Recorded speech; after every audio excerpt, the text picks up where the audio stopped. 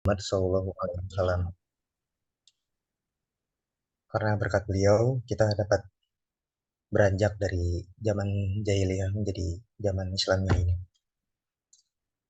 Izin pertama-tama, Assalamualaikum, halo semuanya. Perkenalkan, nama saya Rifat Ribi Ramdhani, biasa dipanggil Rifat, sebagai moderator kalian pada pagi hari ini. Izinkan saya menyampaikan susunan acara. Yang pertama ada pembukaan, lalu yang kedua ada pembacaan ayat suci Al-Quran, yang ketiga ada perkenalan dengan pemateri, keempat ada penyampaian materi, kelima ada sesi tanya jawab, keenam sesi dokumentasi, dan terakhir penutup. Mari kita mulai sesi yang kedua, karena tadi sudah pembukaan, yaitu pembacaan ayat suci Al-Quran. Kepada Muhammad Indra Yuda, kami persilakan. Baik, terima kasih atas waktu yang diberikan Kak Rifat. Sebelumnya, apakah suara saya terdengar jelas? Terdengar, Indra. Terdengar. Assalamualaikum warahmatullahi wabarakatuh. A'udzu billahi minasyaitonir rajim. Bismillahirrahmanirrahim. الذين يأكلون الربا لا يقومون إلا كما يقوم الذي يتخبطه الشيطان من المس.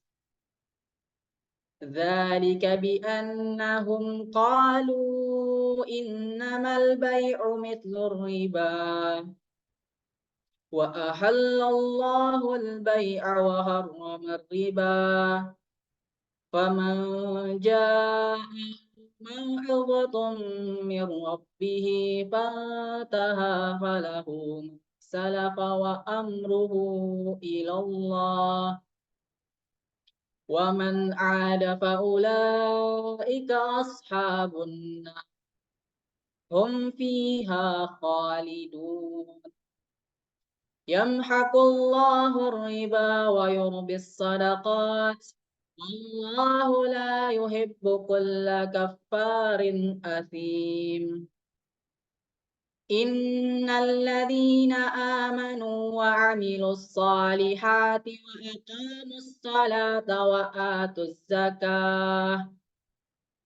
وأقاموا الصلاة وآتوا الزكاة لهم أجرهم عند ربهم ولا خوف عليهم ولا هم يحزنون يا أيها الذين آمنوا اتقوا الله وذروا ما بقي من الربا إن كنتم مؤمنين فإن لم تفعلوا فأذنوا بحرب من الله ورسوله وإن تبتم فلكم رؤوس أموالكم لا تظلمون لا تظلمون وإن كان ذو عسرة فنظرة إلى ميسرة وأن تصدقوا خير لكم إن كنتم تعلمون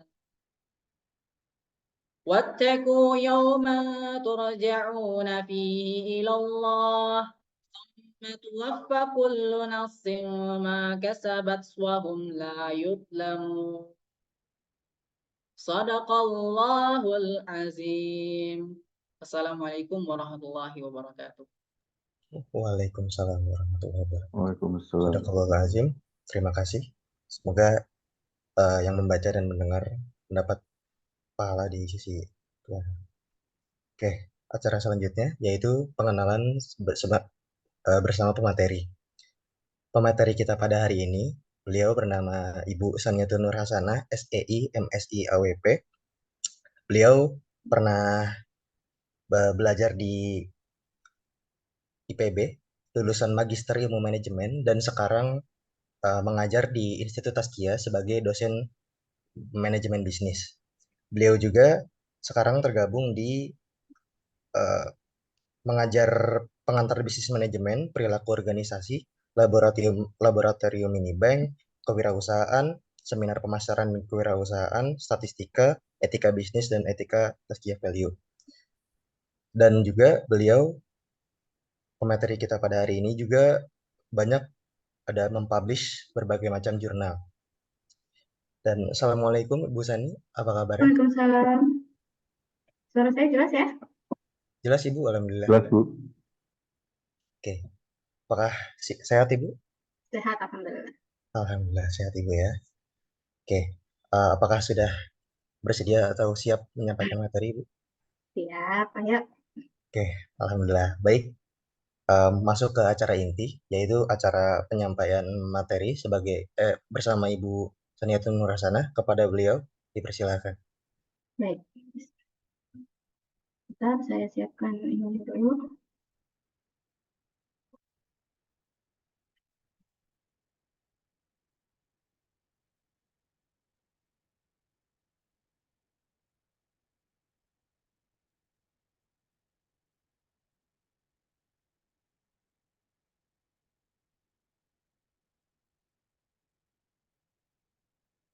Sudah bisa tampil ya? Tampil, Bu. Oke. Baik, bismillahirrahmanirrahim. Assalamualaikum warahmatullahi wabarakatuh. Waalaikumsalam warahmatullahi wabarakatuh. Kalian peserta Tazkiyah Youthpreneur Bootcamp 2024 yang berbahagia, semoga dalam keadaan sehat selalu dimanapun posisinya berada. Dan Alhamdulillah pada pagi hari ini kita sama-sama berjumpa, mungkin ada beberapa yang ada di lintas wilayah. Saya sendiri posisi sedang di Cirebon. Semoga kita di sini sama-sama dalam rangka menuntut ilmu ya, mengembangkan skill kita pada bidang kewirausahaan. Ya, pada pagi hari ini saya bersama tim, insya Allah pada agenda Youthpreneur ini yang keberapa Mas? Sesi yang keberapa Mas Haidar? Ini sesi yang ke-6, Bu. Yang Ke-6, Bu. ke-6. Iya. Ke-6 atau ke-5? Ke-6, Bu. Ke-6. Iya. Ke-5 harusnya. Siangnya yang ke-6. Minggu ketiga soalnya. Ada yang jadwalnya geser, Bu. Oh, sudah geser. Iya. Baik, ya pada sesi ke-6 ini saya akan menyampaikan terkait dengan manajemen keuangan UMKM ya. Saya mengambil UMKM terlebih dahulu. Sebenarnya manajemen keuangan itu bisa sampai korporasi. Hanya saja pada tingkat awal untuk pengembangan bisnis kita asumsikan bahwasanya teman-teman yang sedang memulai atau merintis bisnis ini masih pada tingkat UMKM. Jadi materi ini saya sajikan setidaknya untuk yang memulai bisnis baru atau bisnis yang sudah berjalan tapi masih pada tingkat UMKM. Baik, tanpa langsung saja, tadi sudah berkenalkan, saya bisa dipanggil Bu Sani. Di sini saya adalah sebagai tim pendamping UMKM Tazkiyah sekaligus dosen manajemen bisnis syariah Institut Agama Islam Tazkiyah. Baik, agenda yang akan kita diskusikan pada siang hari ini adalah satu, pengantar, yang kedua mengenal apa itu perencanaan keuangan, yang ketiga siklus keuangan, yang keempat adalah cost structure, yang kelima adalah aliran kas, lalu masuk ke laporan keuangan, pencatatan transaksi sampai dengan aplikasi transaksi untuk usaha UMKM. Ya, apa sih problem yang dihadapi oleh UMKM atau bisnis mula ketika berbisnis yang berhubungan dengan keuangan? Ya, seringkali ada problem yang dihadapi pengusaha ya, itu adalah di mana dagangannya laku tapi untungnya nggak jelas. Ya, jadi untuk usahanya ini kok kita dagangan misalnya sehari menargetkan jualan 50 piece produk laku, tapi ketika sambil berjalan kok kita nggak bisa merasakan keuntungannya, untungnya seolah-olah tidak ada gitu.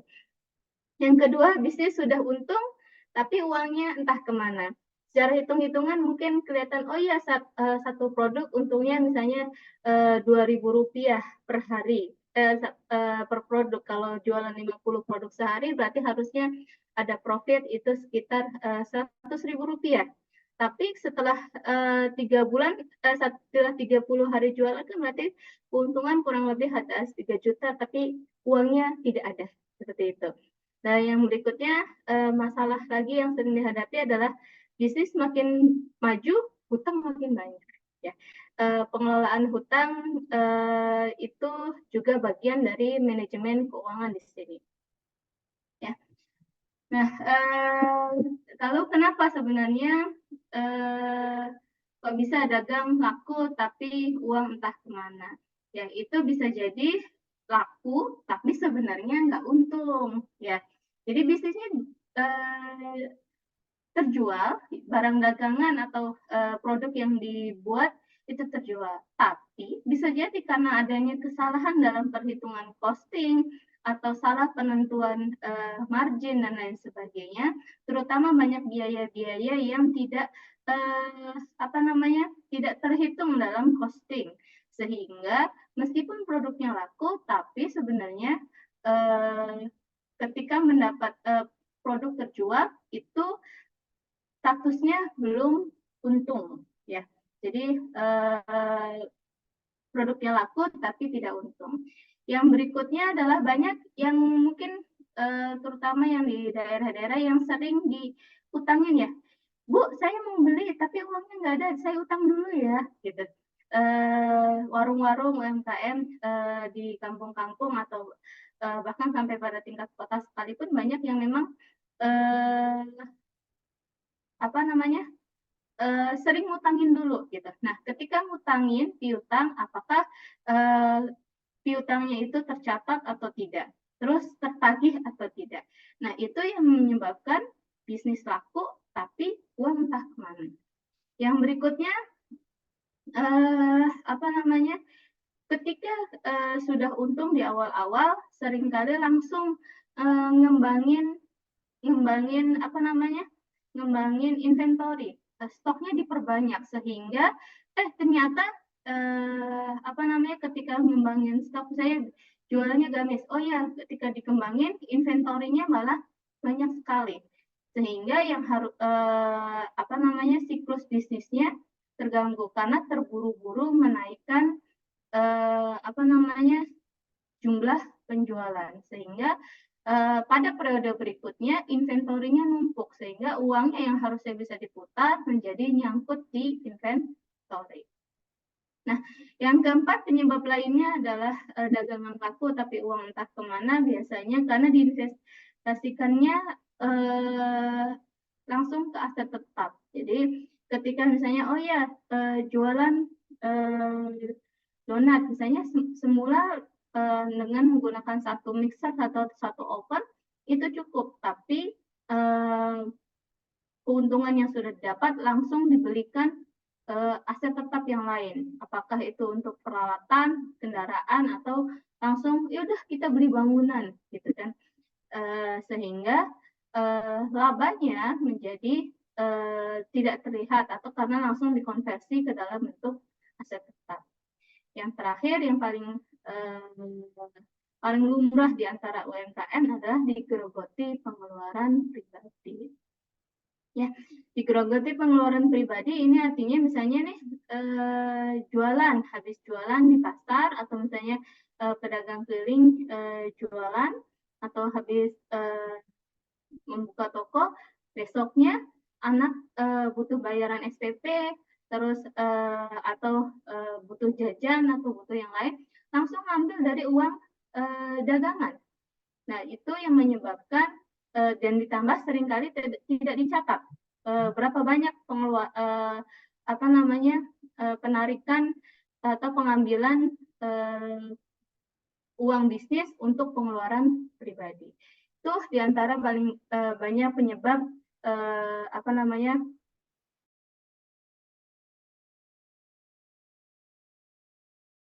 Baik, lanjut. Nah, maka dari itu, ya, dalam bisnis yang paling baik adalah bisnis itu punya perencanaan keuangan. Ya. Perencanaan keuangan itu sendiri seperti apa ya? Apa gitu maksudnya? Manajemen itu adalah manajemen keuangan yang terstruktur yang harus dilakukan saat mengelola bisnis dengan aktivitas analis dan evaluasi yang menghasilkan penilaian yang menjadi tolak ukur dari kemajuan bisnis, serta menghindari berbagai kemungkinan kerugian dan mengantisipasi resiko dalam saat menjalankan usaha. Ya, jadi di sini di awal banyak kata kuncinya. Yang pertama terstruktur. Ya, terstruktur berarti kita punya jelas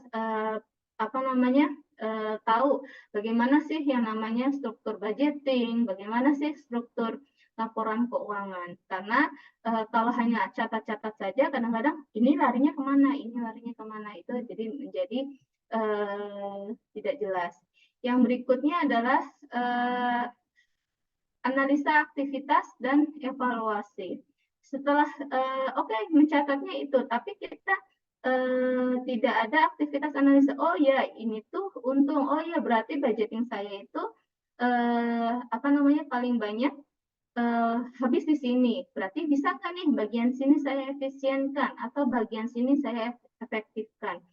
Sehingga kalau misalnya bisnisnya mengeluarkan biaya banyak pada satu titik sektor, maka itu bisa kita perkecil gitu. Terus yang kedua adalah evaluasi. Sehingga ketika mau pengembangan bisnis, kita punya tolak ukur. Ya, tolak ukur, kalau mau saya bisnis, apakah pengembangan bisnisnya dalam aspek langsung langsung menambah produksi atau melakukan diferensiasi produk, ya. Sehingga ketika pengembangan bisnis, ya awalnya jualan donat-donatnya laku, tapi ketika lalu tanpa evaluasi terlebih dahulu langsung nambah kapasitas donatnya, pada berikutnya malah jadi tidak laku. Apakah memang untuk produk yang sama itu kalau sudah dianalisis akan pangsa pasarnya akan tetap? Kalau tidak, ya kita sebaiknya untuk pengembangannya apakah melakukan diferensiasi produk agar pasar tidak cepat jenuh, gitu. Lalu sehingga hal tersebut, evaluasi dan analisis tersebut memungkinkan kita untuk menekan kerugian dan mengantisipasi risiko saat menjalankan usaha. Jadi nggak buru-buru misalnya ngambil pinjaman karena mau ngembangin usaha. Padahal misalnya usahanya belum stabil, tapi karena memang terlalu semangat untuk mengembangkan usaha, padahal analisa bisnisnya belum sampai untuk pada tingkat itu, tapi langsung melakukan misalnya pengambilan kredit. Pada saat berjalannya waktu malah menjadi tidak berjalan lancar karena analisanya tidak matang, sehingga bukannya malah untung, tapi malah menyebabkan banyak kerugian bahkan sampai berhutang. Jadi yang pembiayaan yang rencananya mau dijadikan untuk pengembangan usaha malah menghasilkan hutang yang menumpuk gitu. Ditambah dengan itu kalau apalagi kalau sampai ngambilnya di konvensional, di fintech konvensional, bunganya menjadi berlipat. Bukannya untung, bisnisnya itu malah jadi terlilit hutang. Ya, sehingga perencanaan keuangan ini menjadi penting dan para pengusaha itu punya kewajiban untuk memahami proses perencanaan keuangan, meskipun pada tingkat yang sederhana, gitu. Tidak harus sampai harus manajemen keuangan nanti kalau dalam istilah manajemen keuangan, future value-nya seperti apa dan lain sebagainya, tidak perlu sampai seperti itu. Tapi setidaknya analisa usahanya tetap terukur. Kemampuan dari usaha itu tetap harus bisa terukur. Sehingga ya tadi manfaat perencanaan keuangannya adalah mengukur pengembangan usaha. Kalau mau mengembangkan pada tingkat apa kita harus mengembangkan gitu. Tidak apakah kita mau perbaikan dulu dari aspek packaging, dari aspek SDM, pengembangannya itu bisa sektorial macam-macam. Dalam teori pendampingan UMKM, apakah pengembangannya dalam aspek legalitas dulu kita penuhi sehingga bisnis kita menjadi bisnis yang berizin. Yang kedua, apakah dari aspek produksi, dari aspek pemasaran, SDM, atau dari aspek keuangan yang kita perbaiki.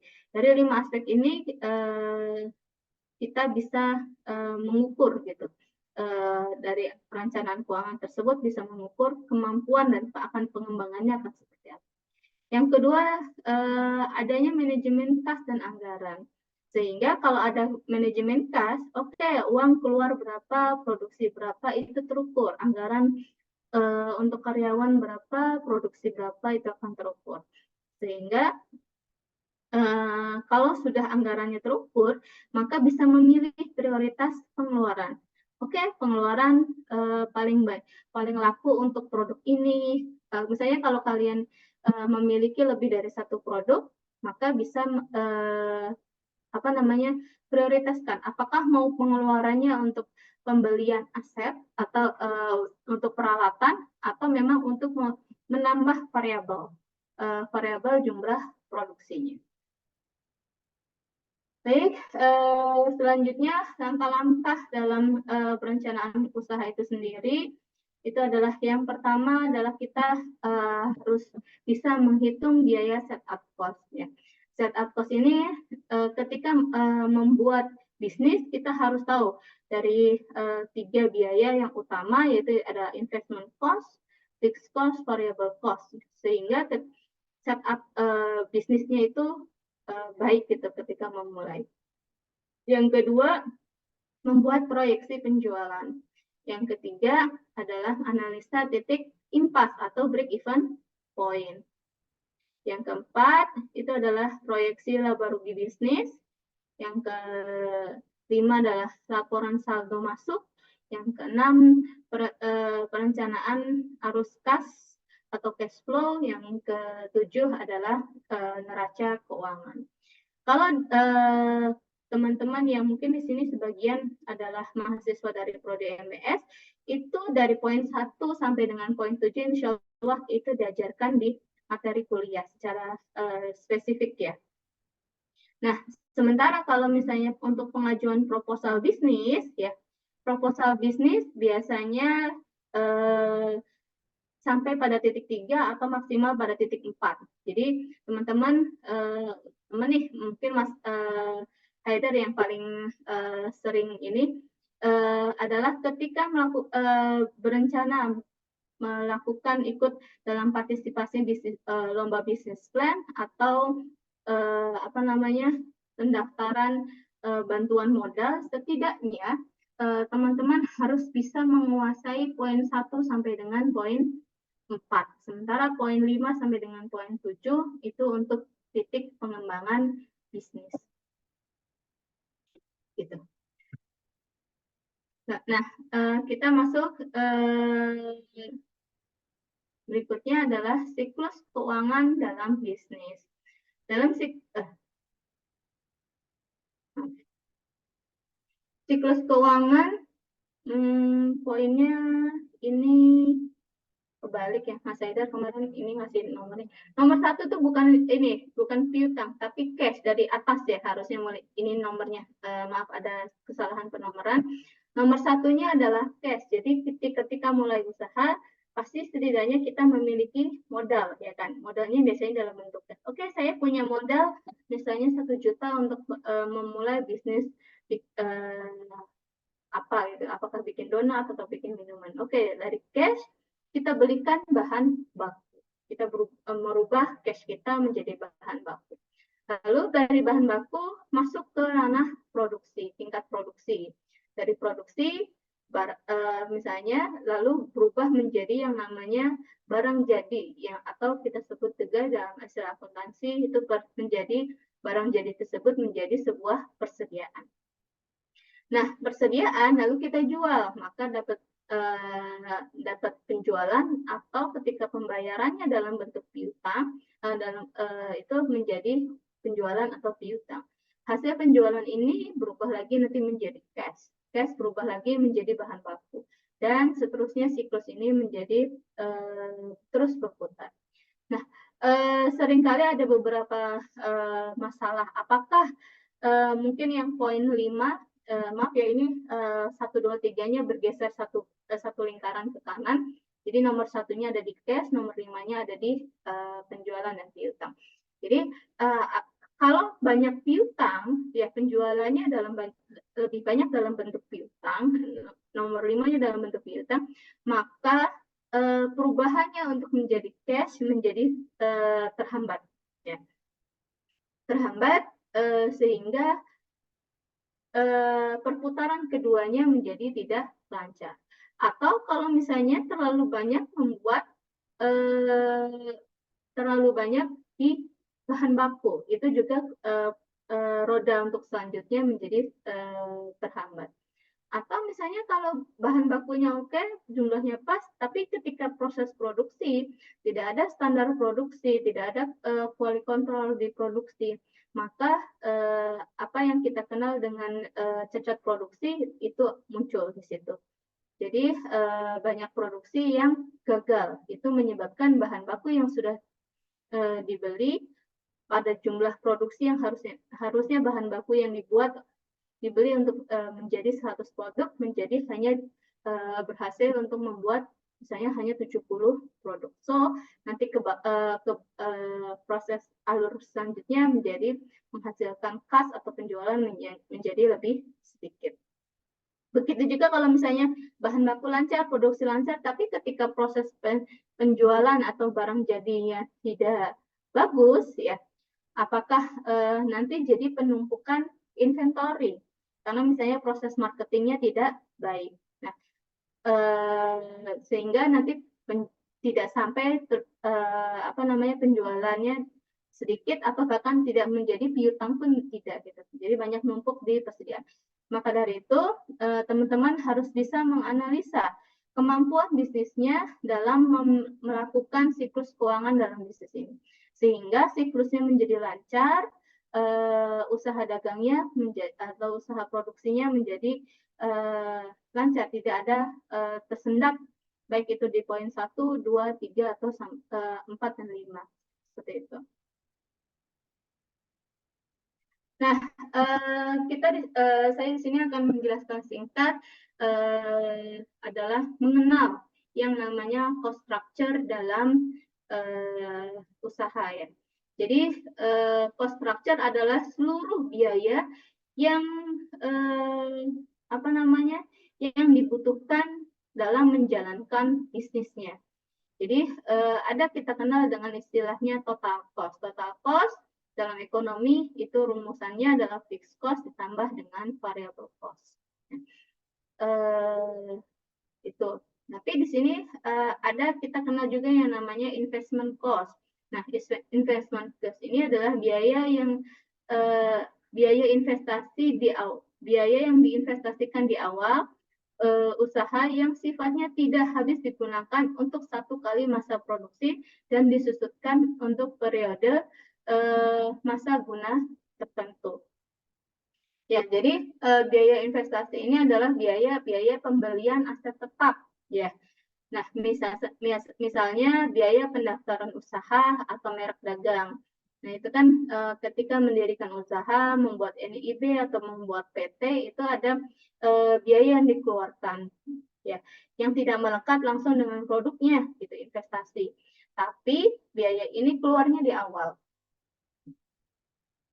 Sehingga misalnya pendaftaran usaha atau merek dagang ini kalau dia berlakunya seumur hidup, maka kita bisa susutkan misalnya untuk hanya 5 tahun atau 6 tahun sampai dengan 10 tahun. Asumsi sudah habis masa depresiasinya. Gitu. Apakah ketika lewat 5 tahun atau lewat dari 10 tahun kita akan memperbaharui merek dagang kita, atau yang lain sebagainya. Lalu biaya gedung, nah misalnya biaya sewa tempat yang sifatnya bukan sewa bulanan, tapi misalnya saya mengontrak rumah untuk usaha. Nah, kontrak rumah kan seringnya dibayar secara apa ya? Secara langsung gitu, misalnya untuk 3 tahun. Nah, itu maka biaya penyusutannya menjadi nanti tinggal dibagi penyusutan untuk 3 tahun tersebut. Nah, biasanya kalau perusahaan-perusahaan yang membutuhkan pergudangan, membutuhkan pabrik, itu mengeluarkan biaya investasi. Atau kalau teman-teman mau mendirikan kafe, ya misalnya mendirikan kafe atau membangun kafe, maka biaya membangunnya itulah yang disebut dengan biaya investment cost, dan biaya dekorasi dan lain sebagainya, sampai dengan kafe itu menjadi bisa dijalankan, ya itulah semuanya yang dimaksud dengan biaya investasi. Peralatan, perlengkapan, mesin, kendaraan, itu juga termasuk biaya investasi. Nah, jadi biaya investasi ini bukan barang yang habis dalam satu kali masa produksi.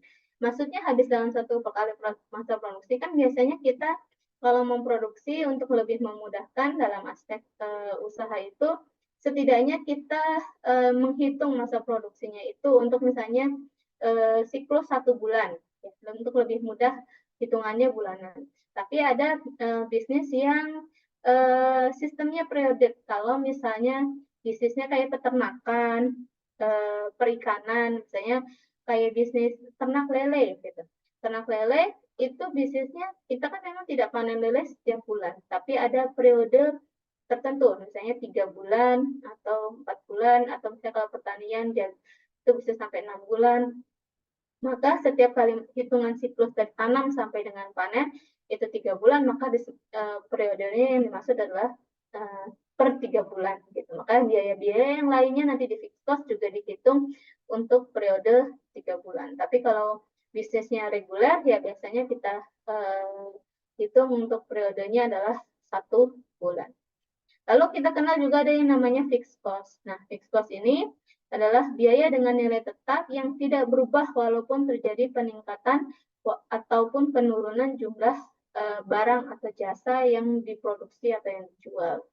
Nah, ini biayanya antara lain biaya karyawan, listrik, air, transport, promosi, iklan, dan biaya penyusutan. Jadi, biaya investment yang setelah disusutkan sesuai dengan masa gunanya, maka total dari biaya penyusutan itulah menjadi fixed cost bulanan. Gitu. Nah, biaya ini adalah kalau fixed cost itu, misalnya kalau dalam 1 bulan kunjungan itu kafe rata-rata adalah 100 orang sampai 200 orang per bulan. Maka ketika penghasilan kafe itu pengunjungnya banyak, ya kita menggaji karyawan sesuai dengan bulanan. Misalnya gaji 1 orang karyawan 1 bulan, karena kita punya 3 karyawan, 1 bulan 2,5 juta, maka dikali 3 ya berarti 7,5 juta per bulan. Ketika banyak, ya karyawan itu tugasnya lebih banyak, tapi pengeluaran kita untuk karyawan tetap sama. Ketika ternyata pengunjungnya dalam 1 bulan lebih sedikit, atau itu kita tetap membayar karyawan senilai akad gaji, yaitu misalnya 2,5 juta per bulan.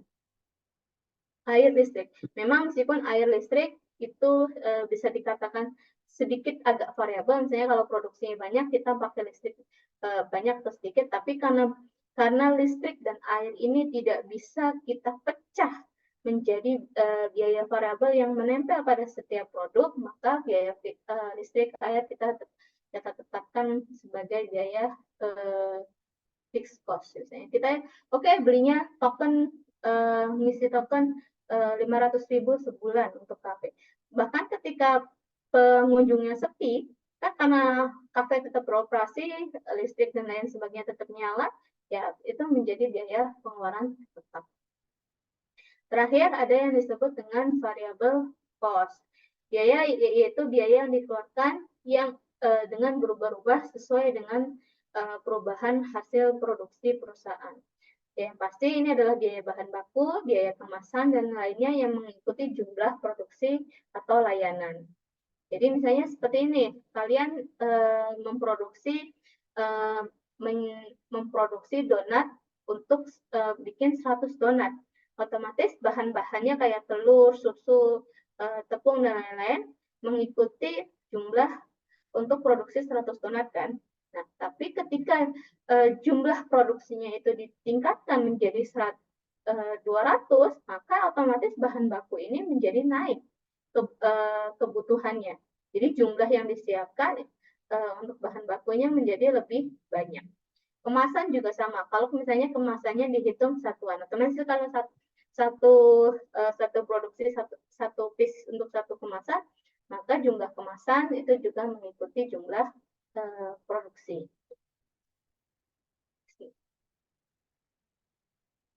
Baik, ya. Lalu tadi setelah kita tahu cost, maka kita harus tahu apa namanya yang namanya break even point.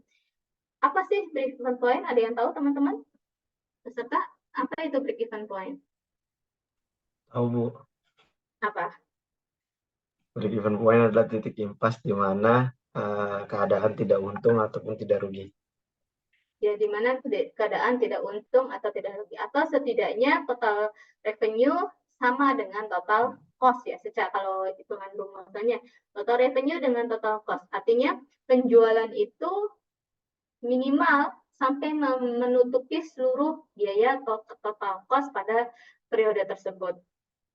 Ya, misalnya dalam satu bulan penjualan adalah 500, maka ketika penghasilannya menghasilkan untuk misalnya total cost-nya itu adalah 10 juta, maka ketika pendapatan penjualan hanya sampai 10 juta, berarti dia ada pada titik impas atau break even point.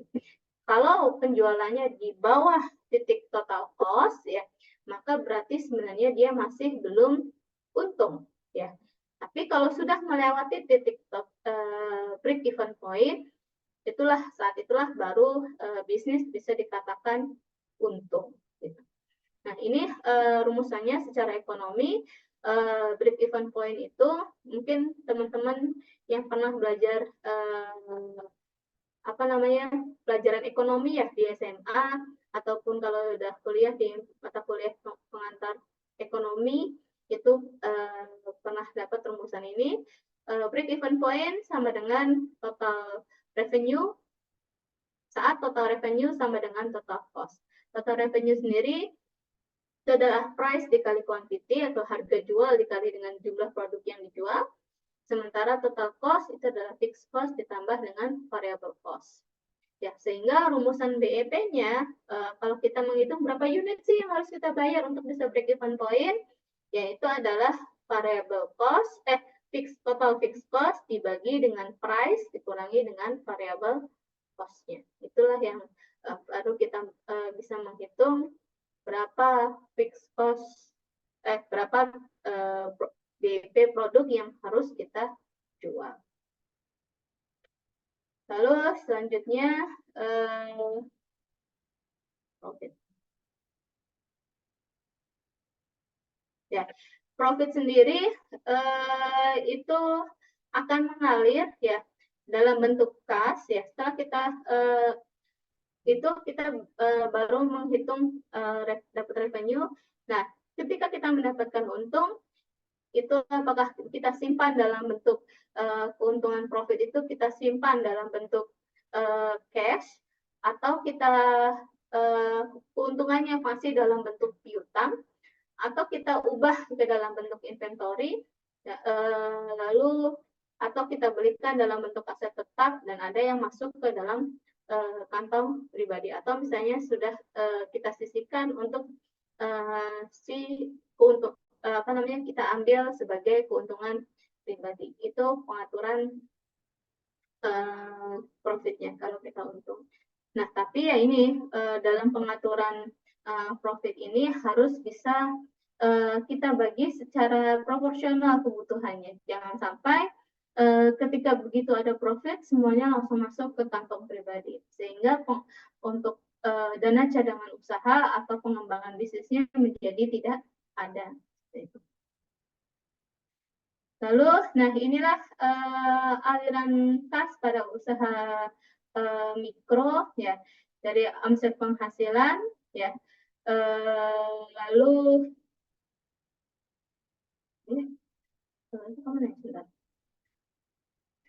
lalu kita bisa untuk pembelian bahan baku dan biaya produksi yang kayak tadi, ya.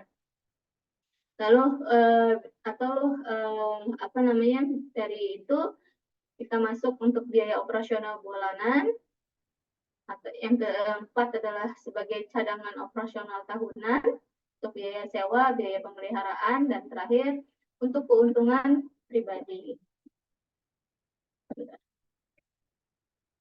Keuntungan pemilik. Jadi untuk biaya pendidikan anak dan swasta. Boleh nggak sih kita pemilik mengambil ya tadi kayak biaya pendidikan anak dan wisata? Boleh. Sebenarnya sih boleh. Hanya saja ada catatannya. Jangan sampai begitu setiap kali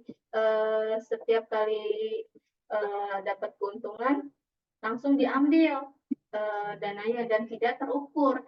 Makanya yang tadi di awal saya katakan banyak uang penjualan laku tapi tidak untung karena ternyata pengambilan untuk keuntungan pemilik atau pengambilan personal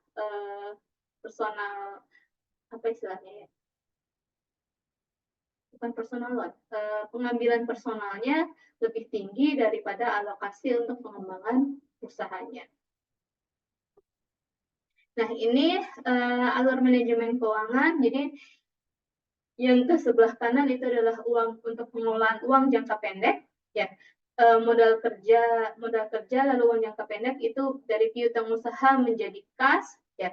Lalu untuk membayar uang utang usaha dan persediaan itu pengaturan manajemen keuangan jangka pendek. Kas, piutang, usaha yang tadi saya sampaikan poin 1 sampai poin 5 itu adalah alur manajemen keuangan jangka pendek. Sementara untuk jangka panjangnya, ya itu apakah untuk investasi, pengembangan, atau untuk menambah modal. Jadi dalam untuk hutang atau tambahan modal, gitu. Untuk membayar hutang atau tambahan modal. Jadi itu pengaturan keuangan untuk jangka panjang.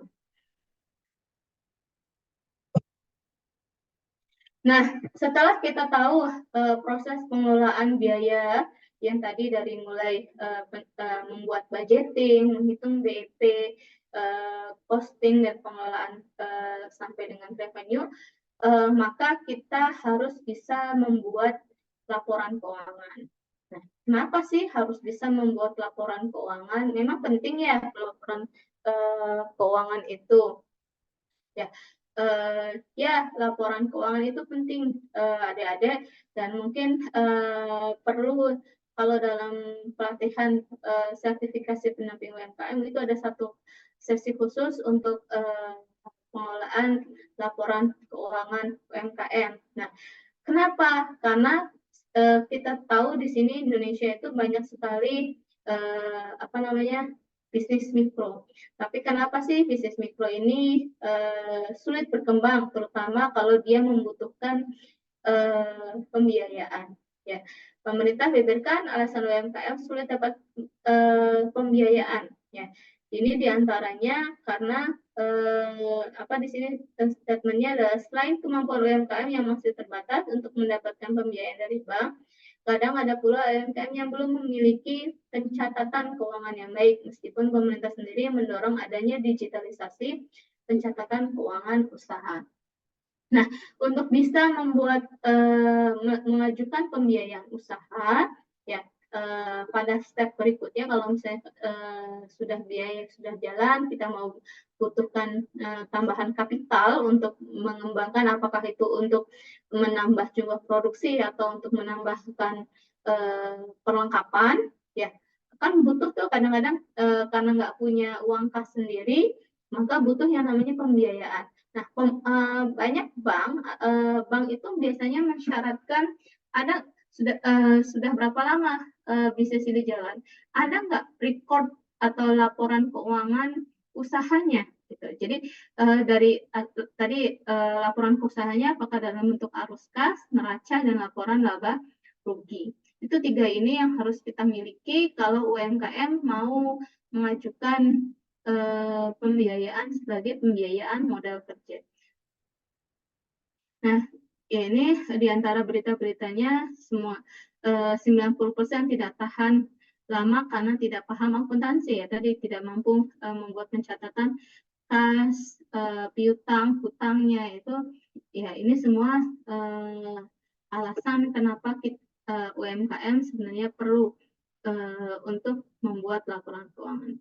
Kalau seumpamanya UMKM tidak bisa membuat laporan keuangan, misalnya si pemiliknya nggak bisa, setidaknya bisa loh hire orang untuk membuat laporan keuangan. Ya, misalnya cukup seminggu sekali satu orang untuk bertugas untuk mencatat laporan keuangan.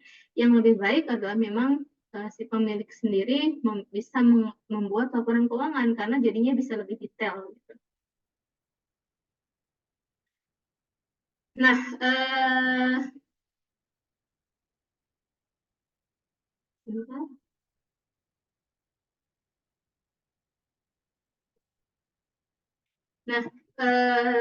tadi ya pisahkan uang bisnis dan uang pribadi. Nah, ini dalam manajemen keuangan, dalam laporan keuangan itu harus kita bisa memisahkan uang pribadi dan uang bisnis. Misalnya teman-teman banyak nih yang Gen Z sekarang yang tipe atau generasi milenial yang tipenya memiliki dua sumber penghasilan, ya, memiliki dua sumber penghasilan. Satunya misalnya bisnis, tapi dia juga sebenarnya kerja, gitu. Maksudnya kerja di itu sebagai freelancer atau karyawan tidak tetap, tapi untuk bisa menambah pundi-pundi keuangannya, dia juga melakukan bisnis. Misalnya sore ke malamnya dia bisa usaha nasi goreng, gitu, ya. Siangnya kerja sebagai guru, malamnya dia bekerja sebagai penjual nasi goreng, gitu, banyak itu.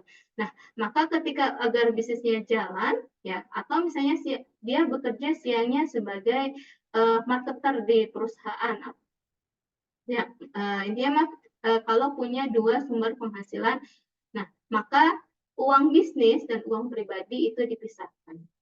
Atau memang bisnis uangnya adalah sumber uangnya hanya satu dari bisnis saja, tapi tetap itu kita harus bisa memisahkan keuangan pribadi dan keuangan bisnis. Nah, agar kita tahu misalnya keuntungan bisnisnya itu sudah sejauh apa. Nah, keuangan bisnis itu misalnya uang yang memang dari keuangan pribadi, modalnya misalnya modal sendiri, apakah dari tabungan, misalnya sudah pernah bekerja tapi misalnya kena PHK, sehingga kan dari uang pesangon itu dimulai usaha, maka kita pisahkan dari awal. Oke, untuk memulai bisnis, saya akan alokasikan 10 juta dana saya untuk memulai bisnis. Maka 10 juta itu menjadi uang bisnis, sementara uang lainnya itu menjadi uang pribadi. Karena kalau kita sudah bisa memisahkan, nanti terkait pajak, supplier, dan lain sebagainya, itu tanggung jawabnya adalah tanggung jawab bisnis.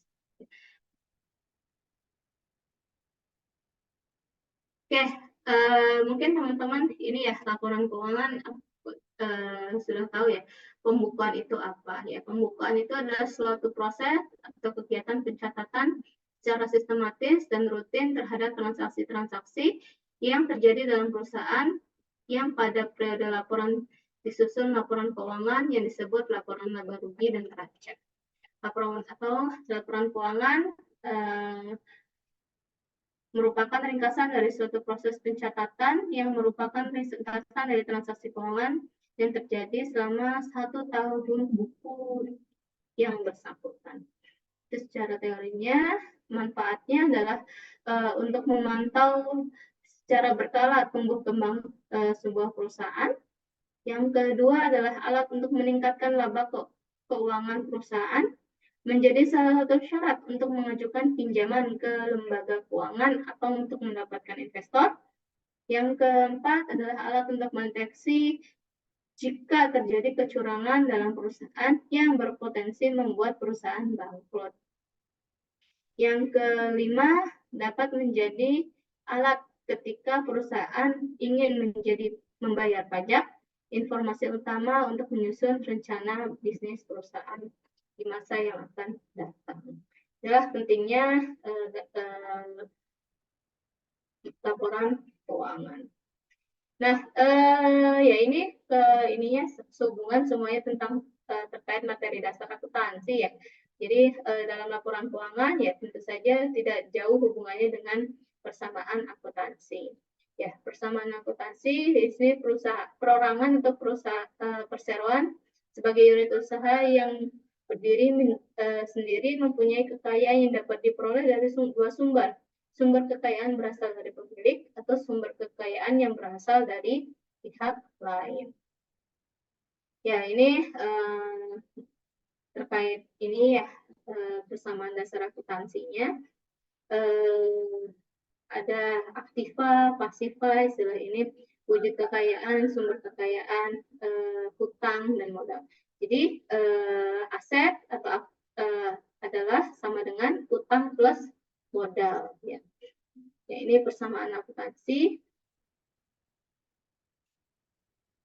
Nah, proses pencatatannya pencatatan transaksi usaha adalah kegiatan mencatat setiap transaksi yang berhubungan dengan kegiatan usaha. Secara standar transaksi perlu dicatat adalah transaksi yang berhubungan dengan kas, pembelian baik itu secara tunai maupun kredit, penjualan baik itu secara tunai maupun piutang, secara kredit atau utang dan utang.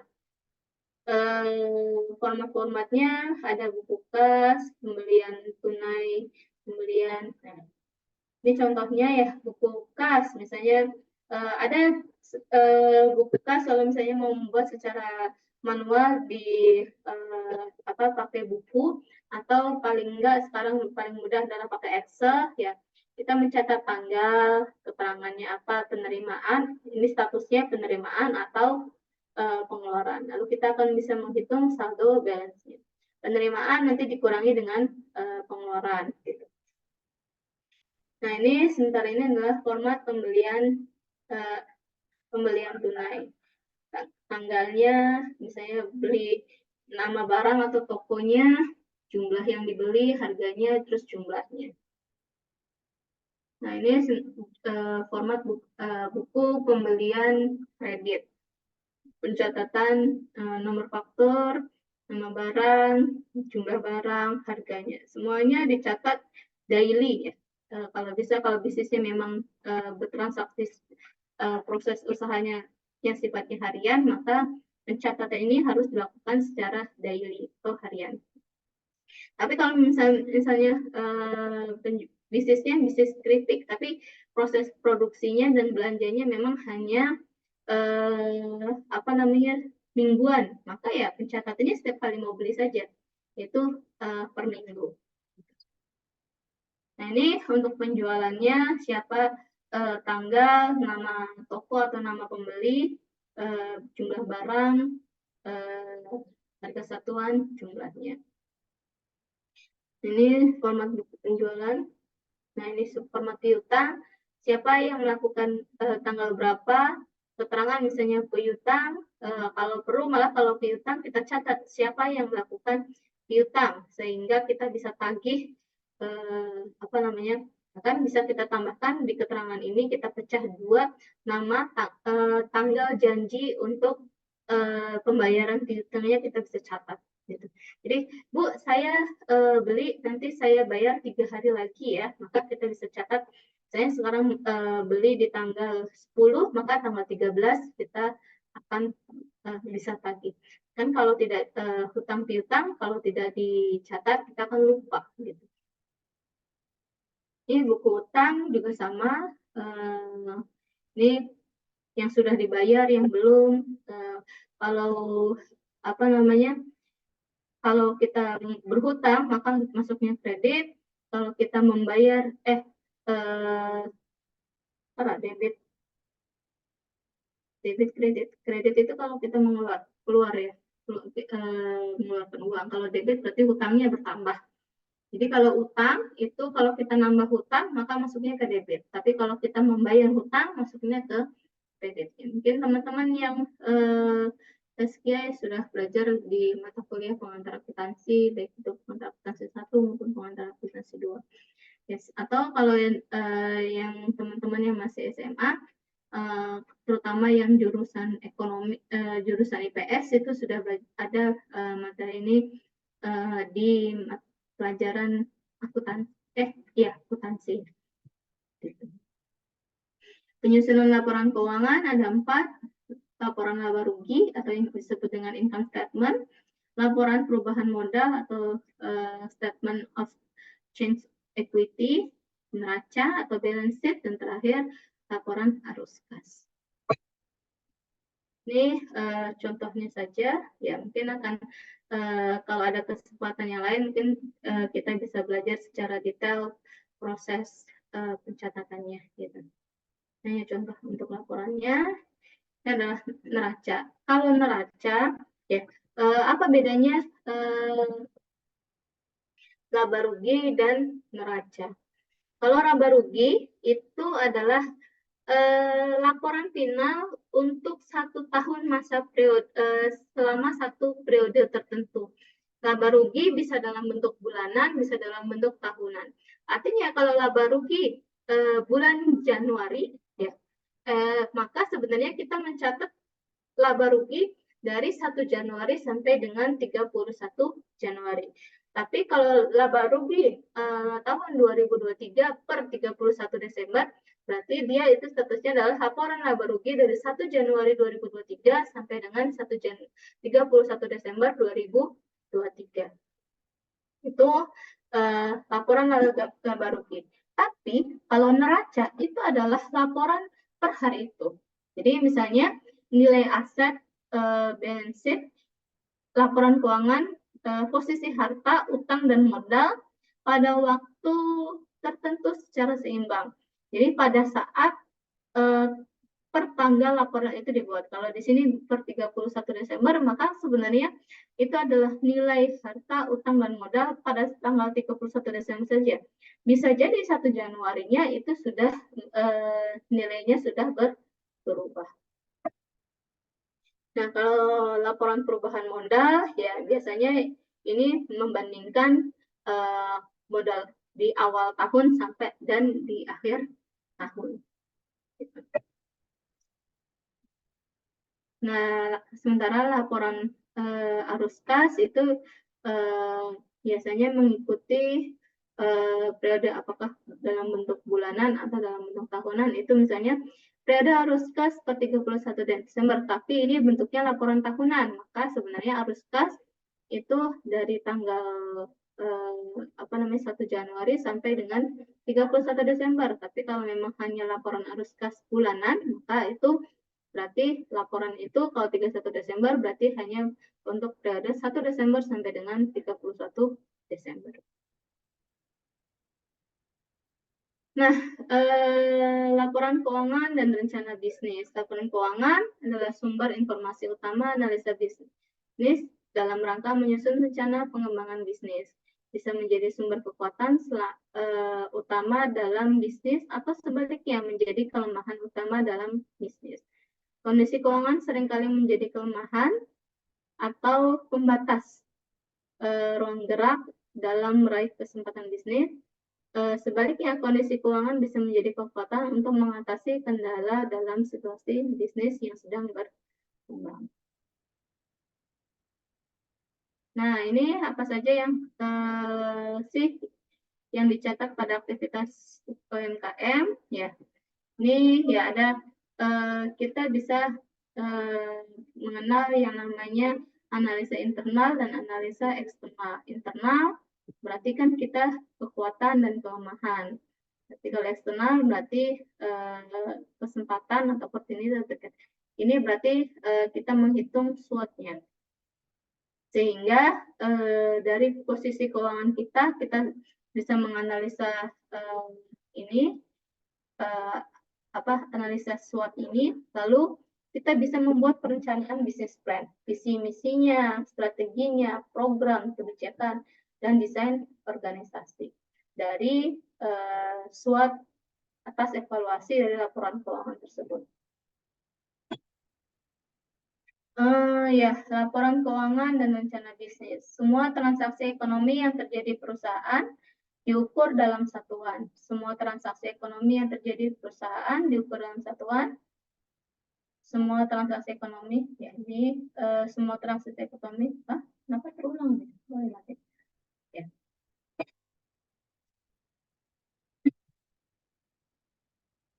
Ini tidak perlu diinikan, saya tidak perlu menekan di sini. Nah ini contoh misalnya tadi untuk memudahkan aplikasi. Kalau mau sederhana ya kita bisa pakai Excel saja, atau kita bisa pakai aplikasi, ada buku kas, ada akuntansiku, ada aktivitas UMKM, ada buku kas digital. Itu bisa kalian gunakan sebagai UMKM untuk memulai pencatatan pencatatan laporan keuangan. Ya, itu jadi teman-teman perlu bagi kita sebagai pengusaha untuk melakukan pencatatan dalam keuangan. Baik itu pencatatan dalam aspek budgeting atau pencatatan dalam aspek pendapatannya gitu. Budgeting ya berarti sebenarnya sudah benarkah kita menghitung harga pokok penjualan kita. Bisa jadi tadi ya salah satu yang pertama tidak untung karena memang tidak dicatat budgetingnya. Berarti untuk menghasilkan donat itu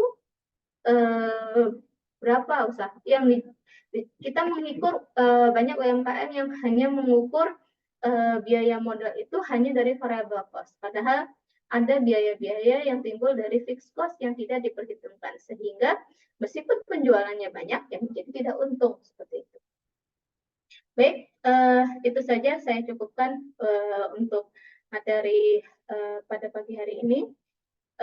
Kita lanjutkan untuk sesi tanya jawab. Oke, alhamdulillah, terima kasih kepada Ibu Sani. Ya, wow, Masya Allah ya, suatu penyampaian materi yang sangat luar biasa dari Ibu Sani. Jadi, ya teman-teman tadi ada suatu penyampaian yaitu manajemen finance yang salah satunya adalah laporan keuangan, dan laporan keuangan ini sangat amat penting begitu ya Bu ya, karena itu bisa menjadi sebuah kekuatan dan juga bisa menjadi sebuah kelemahan jika tidak dipelajari, seperti yang tadi ada data bahwa 90% UMKM yang nggak ngerti laporan keuangan itu gagal.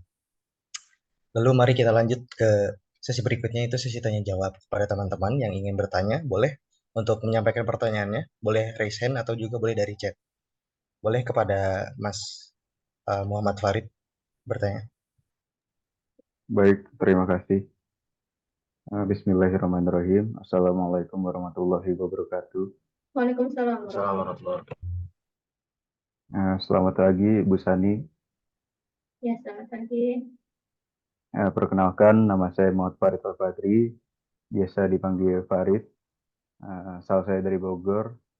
Saya mahasiswa Institut Taskia juga, angkatan 2023, prodi MBS, Bu. Ya. Mohon izin bertanya, Bu. Pertanyaan saya ada dua. Yang pertama itu adalah, kalau kita melihat dengan perspektif yang luas, seperti perekonomian global yang selalu berubah, perubahan teknologi yang cepat, dan peraturan undang-undang yang berubah-ubah dari zaman ke zaman. Menurut Bu Sani, bagaimana dunia usaha, terutama UMKM, dapat mengelola uang dengan cerdas? Maksud saya cerdas itu bagaimana solusi atau mungkin ide untuk memastikan UMKM dapat menangani risiko langsung dengan baik dan juga tetap kuat dan kompetitif dalam jangka panjang. Kemudian pertanyaan kedua, berhubungan dengan UMKM, apakah UMKM pada zaman sekarang ini perlu memiliki izin resmi dari pemerintah? Mungkin kalau izin resmi dari pemerintah, Bu. Izin. Iya, Bu.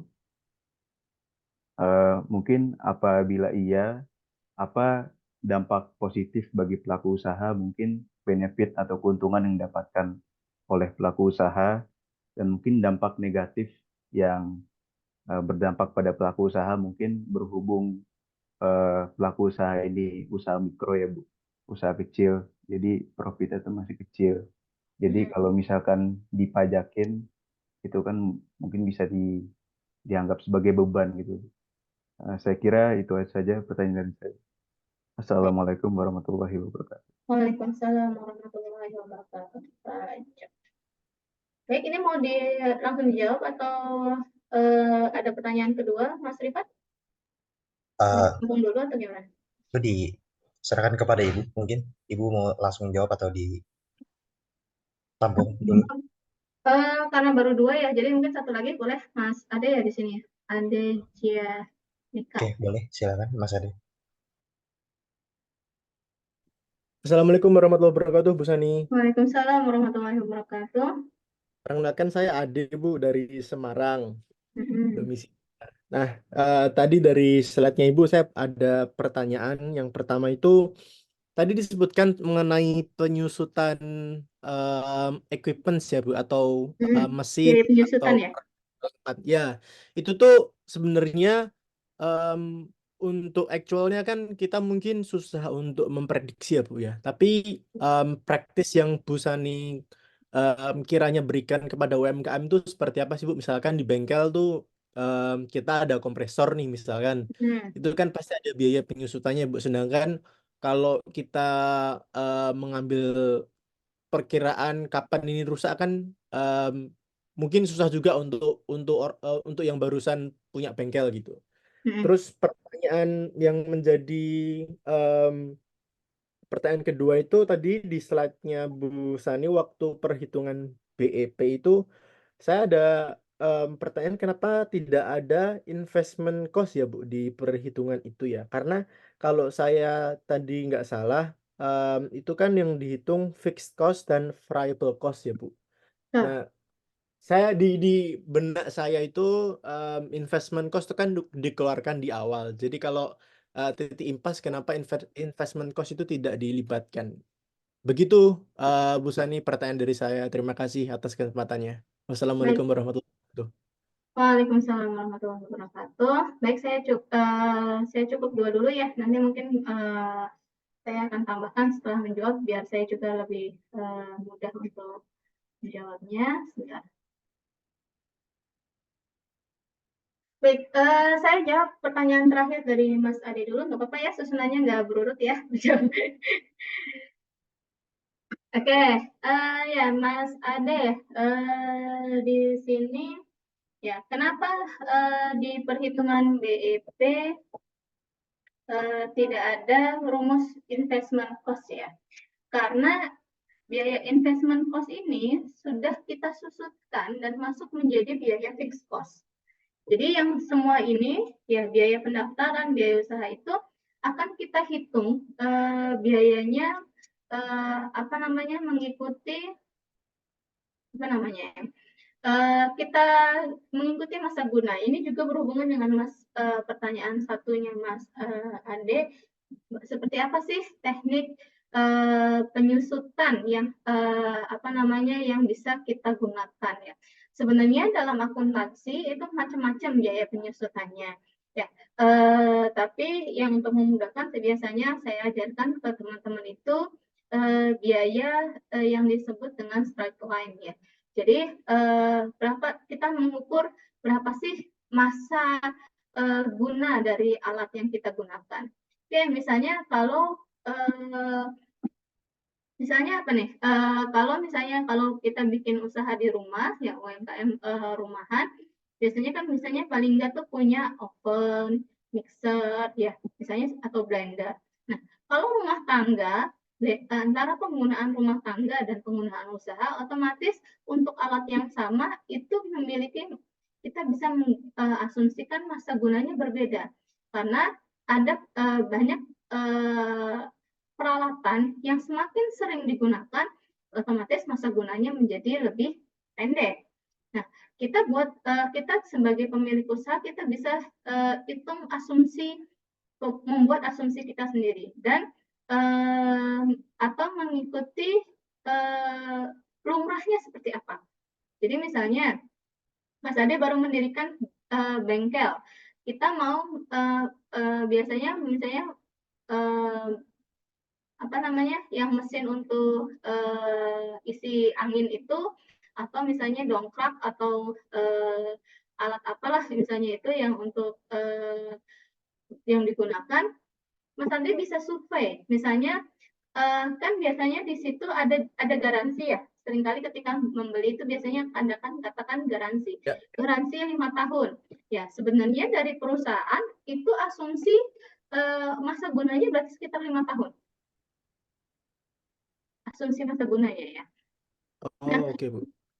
Jadi, tapi kalau misalnya penggunaannya intens tanpa adanya perawatan, itu masa gunanya menjadi lebih pendek.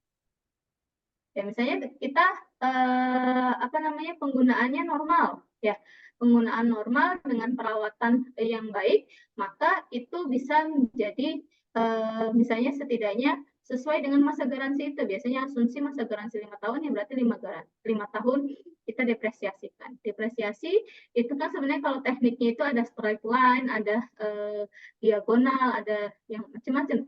Tapi karena bingung, misalnya kita tidak mengerti metode penyusutannya macam-macam, asumsi saja berarti kita menggunakan straight line. Kalau saya sendiri karena bukan bidangnya akuntansi, ya biasanya saya ajarkan ke mahasiswa itu pakai teknik straight line saja. Berarti kalau 5 tahun, berarti 5 kali 12. Berarti ya 60 bulan kita kita bagi, misalnya harga mesinnya itu adalah 10 juta.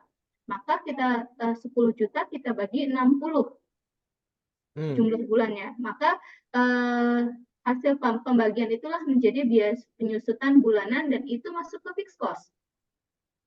Menjadi biaya fixed cost. Sehingga nanti ketika penghitungan BEP ini kan sudah tergabung di biaya fixed cost seperti itu. Oh, oke. Itulah kenapa tadi yang investment cost-nya menyusut jadi fixed cost, Bu, ya? Iya, Karena betul. investment cost-nya hilang per Karena kan waktu. biaya itu kan tidak, kita biaya dan pendapatan itu kan hitungannya per periode ya Mas ya? Betul, Ya, betul. jadi ada periode yang hitungannya bulanan, ada periode yang hitungannya triwulan atau 4 bulan sesuai dengan jenis usahanya masing-masing. Tapi kan normalnya kalau bengkel itu yang lebih mudah kita hitung bulanan kan? Ya. Nah, karena biaya-biaya karyawan misalnya yang lain hitungnya bulanan gitu. Jadi biaya penyusutannya kita turunkan sesuai dengan periodenya. Kalau periodenya adalah bulanan, ya kita bagi dengan jumlah bulan. Gitu. Paham nggak? Oh, oke, Bu. Oke, paham, Ya. Bu. Berarti Ya. di penyusutan itu diasumsikan misalkan barang yang tadinya 10 juta jadi 0 dalam waktu 5 tahun. masa gunanya itu. Ya, Ya. menjadi habis Oke. penggunaannya. Makanya ketika periode misalnya setelah 5 tahun, misalnya nih kalau usaha merek itu kan mungkin bisa selamanya ya.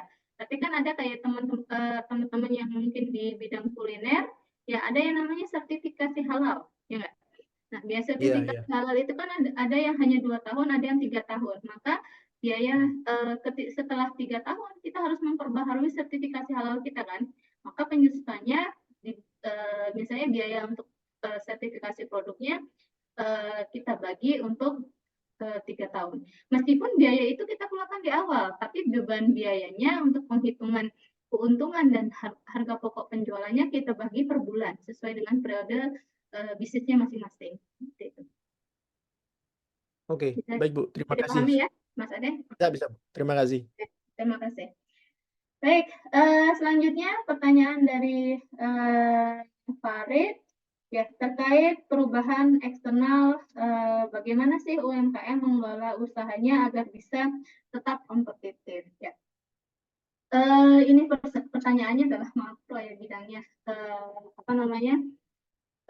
agak sulit kita membahas hanya dalam satu konteks saja, ya. Karena ada UMKM yang memang dipengaruhi secara langsung atau dipengaruhi secara tidak langsung dari kondisi eksternal tersebut gitu. Dan sebenarnya UMKM saya katakan bisa kalau hasil dari pengamatan saya ketika masa krisis 2008, 2000 atau bahkan yang kemarin 2022 saat COVID, ya sebenarnya UMKM ini tipe sebagian besar UMKM ini tipe yang tidak terkena guncangan langsung dari perubahan tersebut. Kemudian ada beberapa tertentu saja yang ada dampak langsung. Misalnya kalau memang bahan bakunya impor, produk impor, ketika ada perubahan nilai mata uang atau perubahan kebijakan impor itu akan berdampak secara langsung. Tapi kalau misalnya itu tidak banyak yang tidak secara langsung berdampak gitu. Tapi kalau misalnya itu ada bagaimana cara kita bisa existing, ya salah satunya adalah misalnya memperkaya produk kita. Jadi inovasi produknya harus bisa kita terus kembangkan sehingga produk kita, misalnya kalau kita di bidang kuliner itu bisa terus bertahan, tidak cepat jenuh gitu. Karena kan siklus UMKM, siklus usaha itu dari mulai pengenalan, lalu baru diketahui masyarakat, lalu peningkatan jumlah penjualan, lalu pada periode tertentu dia mengalami yang namanya titik jenuh. Ya, titik jenuh. Kayak dulu mungkin teman-teman kenal yang namanya es kapal Milo, terus capcin, cappuccino cincau gitu ya. Itu pengenalan sampai hip gitu. Lalu pada periode tertentu dia sudah jenuh gitu. Ketika jenuh dan kita tidak dari aspek UMKM tidak melakukan inovasi, pengembangan atau yang lain-lainnya, maka itu akan decline, tidak akan mengalami penurunan. Maka inovasi itu menjadi suatu keharusan di UMKM. Dan penguasaan teknologi dan marketing sekarang juga itu yang menjadi menjadi keharusan juga gitu. Saya sekarang pengenalan produk bisnisnya UMKM tapi promosinya digital dengan menggunakan sosial media, Instagram, baik Instagram, TikTok maupun pakai ads itu itu bisa. Lalu sementara kalau ada kebijakan terkait regulasi, ya paling kita butuh penyesuaian sedikit gitu. Nah, ini berhubungan dengan izin yang tadi ditanyakan Farid juga. Perlu nggak sih izin resmi? Kalau saya katakan sebagai seorang pendamping UMKM, maka saya katakan perlu. Lalu apa konsekuensinya kalau nanti ada yang namanya pajak? Ya, pajak misalnya kita sebagai warga negara ya bisa memang wajib membayar pajak, tapi sebenarnya kebijakan pajak sendiri untuk UMKM pada tingkat tertentu, misalnya pada omset tertentu itu memang belum dikenakan pajak. Kalau pajak sendiri kan ada aturannya. Jadi kalau kita mendirikan usaha sampai dengan omset tertentu itu belum dikenakan pajak.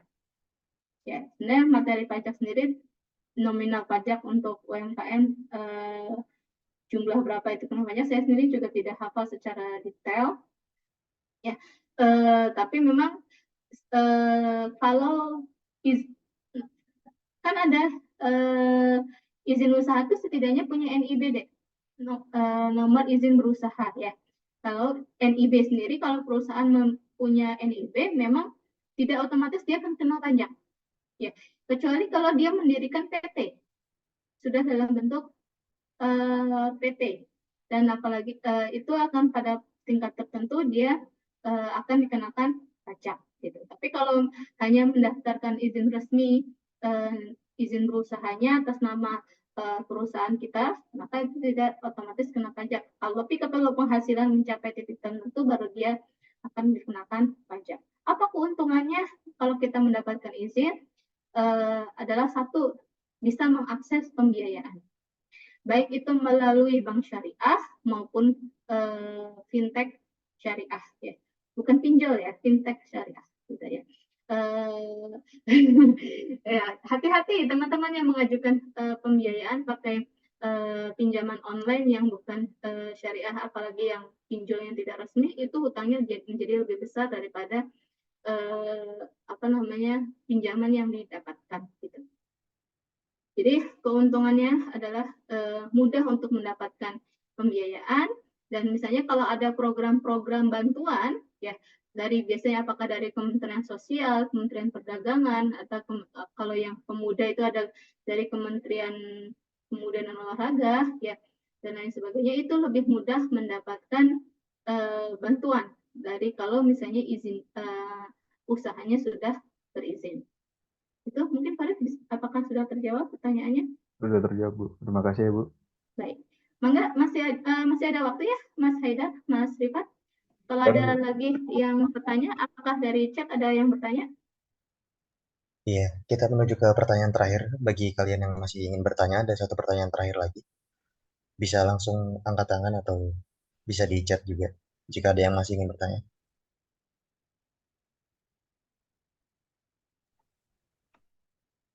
Nah, ini ada pertanyaan nih. Ya, Ya, silakan. mangga. Baik, bismillahirrahmanirrahim. Assalamualaikum warahmatullahi wabarakatuh. Waalaikumsalam. Assalamualaikum warahmatullahi wabarakatuh. Izin perkenalkan diri, nama saya Noval dari Kuningan. Izin bertanya, tadi di awal disebutkan bahwasanya ada beberapa orang yang ketika dia merintis usahanya dan ketika ketika usahanya itu sedang laku keras dan dia terburu-buru untuk menambah kuantitas produknya, untuk menambah kuantitas produksinya, yang justru bakal menyebabkan bisnisnya itu berbahaya. Nah, pertanyaan saya, kapan sih bisnis kita itu dikatakan mencapai titik aman untuk menambah kuantitas produksinya? Baik, terima kasih. Assalamualaikum warahmatullahi wabarakatuh. Waalaikumsalam warahmatullahi wabarakatuh. Ada lagi? Belum ada. Baik, Bu, saya mau bertanya, Bu. Boleh, Bu? Oh ya, boleh. Silakan, siapa ini? Haidar, Bu. Haidar. Jadi kalau ini sebenarnya di benak saya sih, Bu. Jadi kan kalau misalnya melihat berita saat ini bahwa UMKM itu kan di 2024 kalau nggak salah di bulan apa ya, di bulan-bulan 6 atau 7 itu diwajibkan sertifikasi halal gitu. Nah, mungkin yang jadi pertanyaan, apakah sertifikasi halal itu bisa apa ya? Kan kalau misalnya saya lihat mereka itu tidak melakukan sertifikasi halal yang pertama karena produknya mereka udah jamin halal, itu yang pertama. Yang kedua, itu termasuk ke beban keuangan gitu. Jadi saya ngelihat beberapa UMKM yang masih menjadikan itu sebagai beban keuangan gitu, sehingga dia tidak ingin sertifikasi halal. Nah, ketika misalnya diwajibkan keseluruhan gitu, karena kalau nggak salah kalau misalnya tidak tuh ada kayak sanksi dan sebagainya, itu apakah itu akan apa ya, sertifikasi halal itu sebenarnya bisa nggak sih, Bu, mempengaruhi keuangan gitu, misalnya kayak peningkatan penjualan dan sebagainya, apakah ya cuma hanya sebagai legalitas saja tapi tidak mempengaruhi dari finansialnya itu sih, Bu, pertanyaannya, Bu. Terima kasih, Bu. Baik, terima kasih. Saya cukup dulu ya dari Mas Haidar dan Mas Noval ya. Ya, oke. Kapan sih sebenarnya kita perlu meningkatkan produksi ya? Sebenarnya misalnya penjual minggu pertama kita nih baru usaha buka. Minggu pertama bagus, minggu kedua bagus, minggu ketiga bagus. Nah, sebenarnya kita teman-teman bisa ngecek ini aja. Memang animonya sendiri seperti apa? Ya, jadi bisa melihat kondisi pasarnya. Jadi analisa riset pasarnya itu dicek gitu. Ketika memang analisa yakin bisa menambah produksi, ya silakan untuk bisa mulai ditingkatkan. Tapi kalau sebagai pengalaman riset saya dan orang tua usaha itu jangan langsung banyak gitu, secara bertahap saja. Tapi kalau misalnya bisnisnya sudah lama dan kita sudah tahu kapan-kapan pola peningkatannya, ya itu kita naikkan dan menurunkan jumlah produksi itu disesuaikan dengan tingkat peak season-nya. Mungkin kalau dalam itu pernah mengenal ya istilah peak season sama low season dari bisnis gitu. Saya keluarga punya bisnis yang namanya produksi tempe ya. Jadi ketika misalnya di awal Ramadan dan di akhir Ramadan itu produksi tempe itu pada posisi low season bisa dikatakan. Low season karena awal Ramadan orang masih bersemangat untuk itu pengennya makannya mewah-mewah, apakah daging, ayam, ikan dan lain sebagainya, atau bahkan cenderung makan di luar, sehingga sedikit yang membeli tempe gitu. Atau di akhir Ramadan itu juga menjelang Lebaran, orang malah nggak tertarik beli tempe karena lebih memilih beli daging dan lain sebagainya. Tapi ketika 2 hari setelah atau 3 hari setelah Lebaran itu justru adalah masa peak season-nya. Jadi ketika kalau orang Jawa nyebutnya premaan mungkin ya. Pernah mendengar ya gitu. Jadi yang orang di mana penjualan itu menjadi tinggi. Maka pada saat itu kita bisa meningkatkan jumlah produksi, bahkan bisa sampai 50% kita naikkan gitu.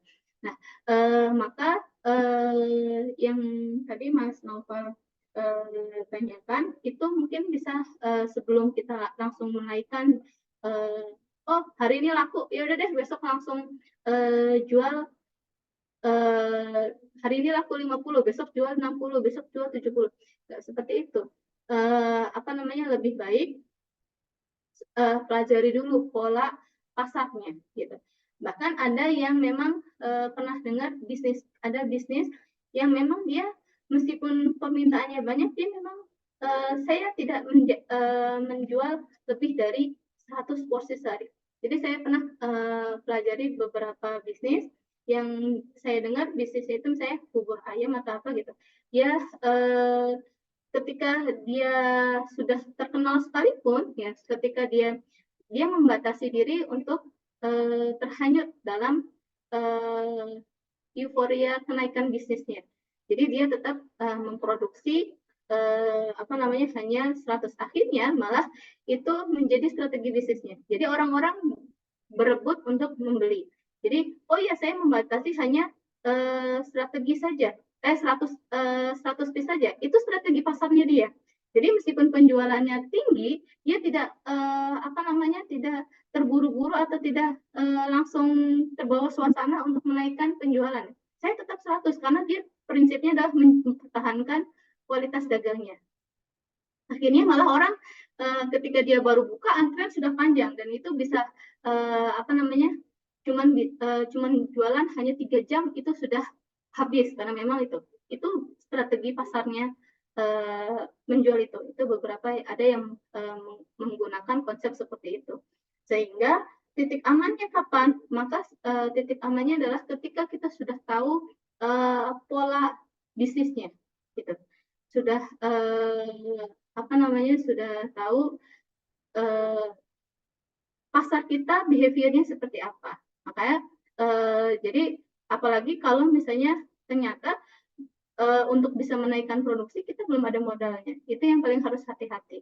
Jangan sampai karena memang saya mau melakukan penjualan, ada order ini langsung sampai mengambil pinjaman dan lain-lain itu tidak disarankan untuk yang baru memulai bisnis. Tapi kalau sudah tahu behaviornya, kapan kafe rame, kapan usaha itu banyak yang didatangin, maka kita bisa pada produk-produk tertentu kita naikkan usaha selanjutnya dikembalikan ke ke jumlah produksi normal seperti itu. Bisa dipahami Mas Novel? Baik Ibu Sani, terima kasih. Alhamdulillah dipahami. Baik, untuk pertanyaan Mas Haidar, penting nggak sih sertifikasi halal? Sangat penting ya. Dan bahkan sekarang pemerintah sudah mewajibkan untuk untuk masalah keyakinan. Ya, bahkan untuk beberapa riset skripsi pun sudah saya dan mahasiswa-mahasiswa itu sudah membuktikan bahwasanya sertifikasi halal itu akan mampu mendorong orang untuk membeli. Ya, Itu secara marketing, secara riset sudah boleh. Apa buktinya? Misalnya, mungkin Mas Haidar pernah dengar isu-isu yang berhubungan dengan sertifikasi halal yang bisa menghancurkan bisnis. Ya, di antaranya misalnya kayak kemarin yang terbaru itu Mishu, terus Migacuan, ya.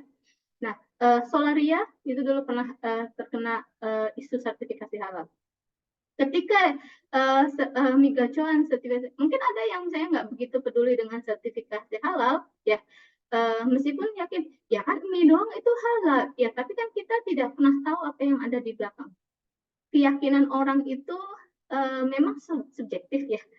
Ya, tapi itu ketika orang itu sudah kita dorong keyakinannya untuk bahwasanya produk itu halal, maka orang itu akan menjadi lebih mudah kita dorong minatnya. Gitu. Jadi sertifikasi halal itu adalah sebagai driver untuk meningkatkan minatnya. Lalu bagaimana jika itu terkena biaya? Kemarin saya mendengar dari pusat ini, saya sendiri juga dalam proses riset dengan internasional institusi untuk halal Inhat Malaysia, ya mungkin Mas Haidar pernah dengar ya. Ini saya dalam proses riset itu di antara salah satu diskusinya bagaimana sih mendorong UMKM untuk mau sertifikasi halal, ya. Jadi masih dalam proses riset. Ya, bebannya setiap bahkan karena di Oktober 2024 ini undang-undang itu mulai sudah diberlakukan. Undang-undangnya sudah tahun 2022, tapi proses eksekusinya kan 2 tahun biasanya. Eksekusi undang-undang itu insya Allah akan diberlakukan di 2024. Maka BPJPH bersama dengan MUI sedang menggalakkan program pelatihan dan sertifikasi penyelia dan pendamping halal. Itu dulu. Jadi SDM-nya mereka tingkatkan, ya, baik dari pendamping maupun penyelia. Dan sehingga ketika UMKM itu butuh bantuan untuk proses sertifikasi halalnya, ya, sudah banyak SDM untuk mengarahkan dan membantu sertifikasi halal itu. Dan sebenarnya kalau untuk biaya, ada proses yang sistemnya hanya sampai penyelia halal itu untuk yang namanya self declare, ya. Self declare tidak harus uji lab, gitu. Tapi hanya pengajuan lewat pendamping halal dan disetujui oleh penyelia halal untuk self declare bahwasanya proses dan produk proses dan bahan bakunya sudah dinyatakan halal dan bersih, gitu, sesuai dengan sertifikasi halal. Dan itu paling biayanya hanya biaya pendampingan dan penyelia saja, tidak sampai biaya itu. Bahkan pemerintah sendiri melalui berbagai LSM ataupun bahkan anggaran pemerintah daerah itu untuk UMKM ada program UMKM halal, sertifikasi gratis. Pada periode-periode tertentu, pemerintah Bogor beberapa tahun lalu juga mengeluarkan untuk 1.000 pendaftar dan lain sebagainya. Dulu Jabar juga pernah dari situ. Itu banyak sebenarnya programnya. Ya memang kalau semuanya takut untuk mengeluarkan sertifikasi halal, sementara sebenarnya beliau sendiri Muslim, ya, yang UMKM sendiri Muslim dan tahu kalau konsumennya sendiri Muslim, ya itu akan kembali dipertanyakan tentang, ya kalau orang bilang religiositasnya lah, gitu ya. Kenapa kok Muslim tapi tidak mau menjamin orang lain mengkonsumsi halalnya? Apakah memang biaya benar-benar satu-satunya masalah yang membuat dia itu tidak mau sertifikasi halal? Gitu. Apa? Selain kendala biaya, apa yang membuat UMKM itu benar-benar nggak mau sertifikasi halal? Kira-kira apa? Lebih ke prosesnya sih Bu, kalau misalnya saya lihat. Kan tadi kalau misalnya saya juga beberapa kebetulan waktu itu pernah dampingin juga di warungku gitu. Nah itu kalau saya lihat lebih ke prosesnya tadi. Kalau misalnya kalau sampai disebutkan kan cuma nggak uji lab ya Bu ya. Kalau yang uji lab tuh yang lumayan biaya-biayanya gitu kan. Nah ya itu sih kalau saya lihat sih rata-rata UMKM yang secara knowledge belum kayak bukan menyepelekan, kayak dia nggak mau ribet gitu, itu dari segi biaya sama prosesnya aja sih Bu gitu. Padahal kan Ya. setahu saya kan ada pendampingan dari JPH dan sebagainya itu sih Bu. Mungkin apakah knowledge itu ya itu tadi sih ya mungkin apa ya, saya kurang begitu tahu banyak gitu intinya. Apakah sudah banyak sih sebenarnya informasi-informasi yang pentingnya dan sebagainya. Cuma ya balik lagi ke UMKM-nya kadang itu kan kayak gitu sih Bu. Gitu sih, Bu. Ya, itu juga salah satu variabel saya yang menjadi penelitian saya yang sedang saya lakukan itu untuk halal entrepreneur itu adalah knowledge. Ya, memang masyarakat kita seringkali nggak mau ngambil pusing, nggak mau tahu juga bagaimana. Ya, betul, Bu. Padahal sebenarnya kalau kita ketika saya pelajari itu saat sertifikasi penampilan UMKM, proses halal sendiri nggak terlalu ribet, gitu. Asal meyakinkan bahwasanya proses yang kita lakukan itu bersih, gitu. Jadi misalnya diantaranya adalah tidak mencuci bahan baku di kamar mandi atau di tempat yang terkena najis. Ya, terus tidak ada hewan yang berkeliaran di sekitar produksi yang secara langsung akan membuat itu najis. Mereka kadang-kadang kucing yang suka, mohon maaf, pipis di mana-mana gitu kan, atau itu. Terus ada anak kecil yang masih usia balita yang masih buang najis di mana-mana. Misalnya yang ya paham lah gitu ya. Anak-anak yang misalnya karena tidak orang tuanya nggak pakai popok gitu kan, sehingga ketika buang PAK padahal ibunya lagi masak gitu kan, di situ akhirnya kena perceratan pipisnya dan lain sebagainya gitu. Nah, bahan-bahan apa saja yang diperbolehkan dan tidak diperbolehkan itu jelas. Misalnya yang lebih aman sih gini, kalau untuk bahan baku memang kita mengambil bahan baku yang sudah tersertifikasi halal gitu. Jadi misalnya kalau beli tepung ya beli tepung meskipun mereknya nggak harus merek yang mahal ya, tapi cek dulu merek yang kita beli misalnya sudah sertifikasi halal atau enggak. Minyaknya kalau bisa jangan minyak curah kalau bisa, karena itu akan mempersulit proses sertifikasi halal. Tapi misalnya minyak yang kemasan meskipun yang nggak harus, sekali lagi nggak harus bermerek ya, tapi memang merek kan macam-macam, tapi memang sudah ada lambang atau logo sertifikasi halal resminya.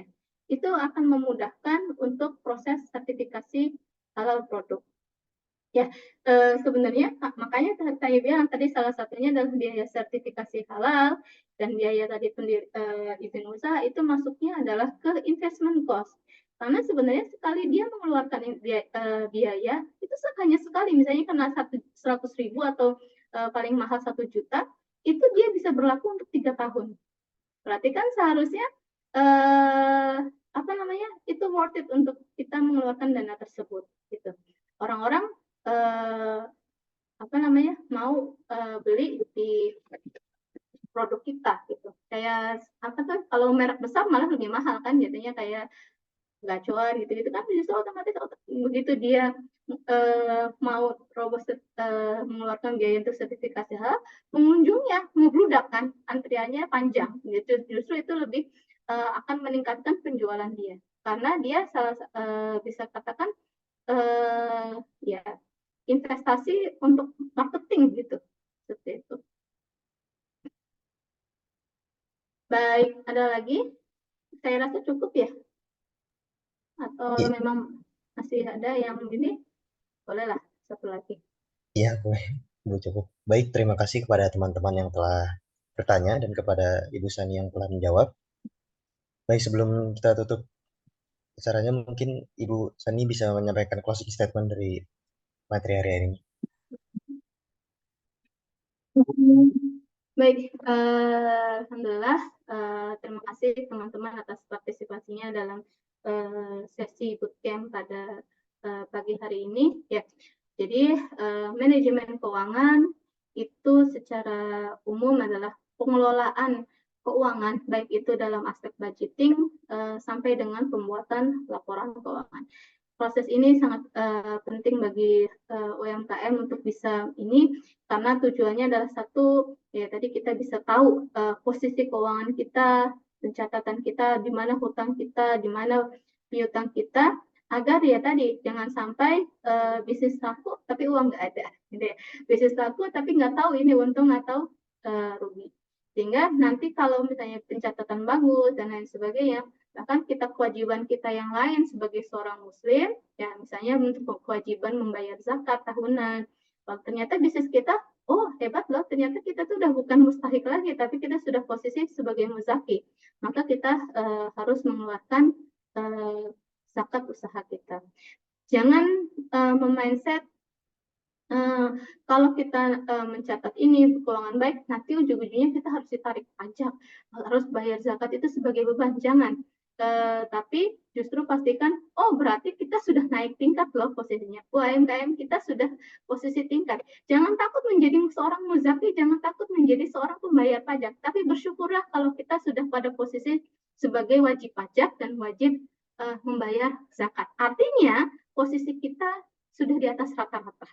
Ya, jadi malah jangan takut nanti kalau kita punya NIB, kalau kita ini harus bayar pajak loh. Oh, harusnya kita bersyukur karena kita sudah membantu masyarakat lain dengan membayar pajak, kita sudah membantu pertumbuhan nasional. Ya, jadi laporan keuangan silakan mulai dipelajari secara detailnya.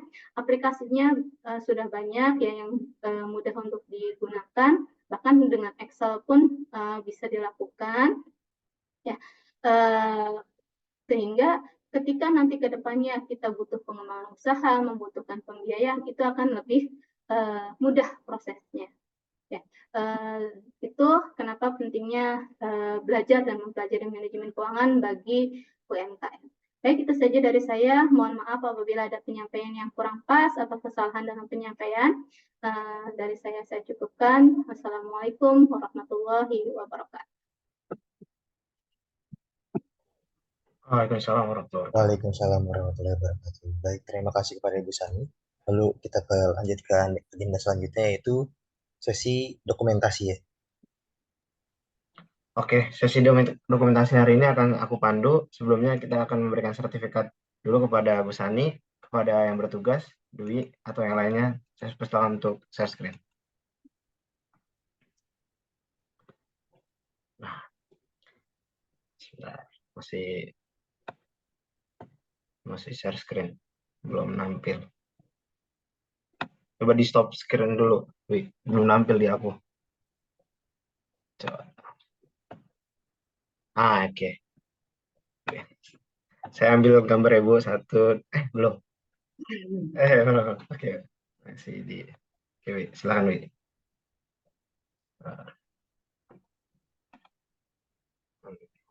Oke.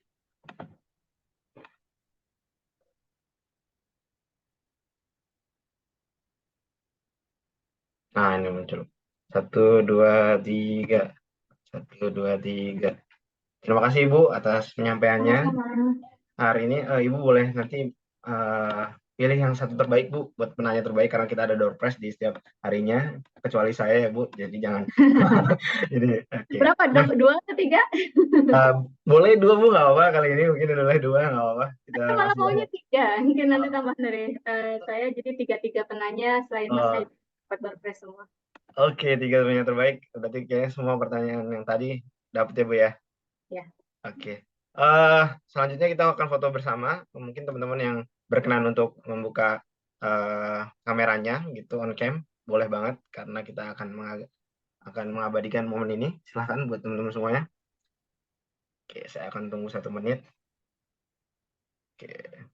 Hari ini memang sepi ya, karena semuanya pada berjihad di JIS kayaknya. Tapi nggak apa-apa, kita sini juga berjihad. Jadi teman-teman semuanya sama-sama. Oke, kayaknya udah nggak ada yang mau on cam. Aku izin ambil gambar terlebih dahulu. 1, 2, 3, cheese. Oke, 1, 2, 3, cheese. Oke, terima kasih banyak buat teman-teman semuanya. Sampai jumpa besok ya, karena hari ini hanya 1. Besok kita agenda terakhir, dan legalitas itu penting, dan pembicara kita juga sangat luar biasa di legalitas di pekan depan. Jadi siapkan yang terbaik gitu, karena lumayan nih legalitasnya. Jadi emang orang yang fokus di legalitas, dan teman-teman yang pengen misalnya nanti bisnisnya dilegalitasin bisa melalui beliau juga gitu, karena memang beliau punya bisnis yang di bidang tersebut kayak gitu. Oke, sampai jumpa di pekan depan. Terima kasih banyak. Saya kembalikan ke Ripat. Terima kasih Bu Sani. Terima kasih teman-teman semuanya. Sampai jumpa Terima kasih, teman-teman, Bu. tetap semangat. Terima kasih Bu. Ya, terima kasih Ibu. Terima kasih banyak teman-teman semuanya. Baik, saya tutup. Assalamualaikum warahmatullahi wabarakatuh. Waalaikumsalam warahmatullahi wabarakatuh. Thank you guys.